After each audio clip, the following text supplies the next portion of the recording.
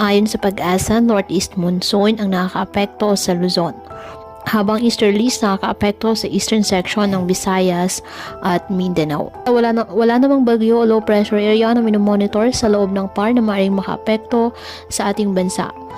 Samantala, may gale warnings na nakataas ngayon sa Batanes, Cagayan, kasama na ang Babuyan Islands, Isabela, Aurora, Ilocos Norte, Ilocos Sur, La Union, Pangasinan at Kalayaan Islands, na kung saan delikado pong pumalaot lalo na ang ating mga kababayang mangingisda at may maliliit na sasakyang pandagat.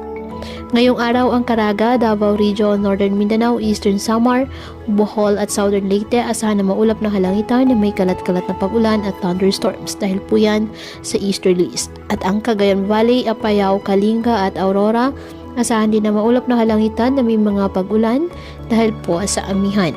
Ang Palawan, nalalabing bahagi ng Visayas at nalalabing bahagi ng Mindanao, asahan ng bahagyang maulap hanggang sa maulap na halangitan with isolated rain, showers or thunderstorms dahil sa easterlies at localized thunderstorms. At ang Metro Manila at nalalabing bahagi ng Luzon, bahagyang maulap hanggang sa maulap na halangitan with isolated light rains dahil pa rin po sa amihan. Kaya patuloy pa rin na pinapayuhan natin mga kababayan na maging maingat at maging alerto sa mga posibleng pagbaha at pag-uho ng lupa at ugaliin na magdala palagi ng payong o kahit ano panangga sa ulan sa tuwing lalabas ng ating mga tahanan.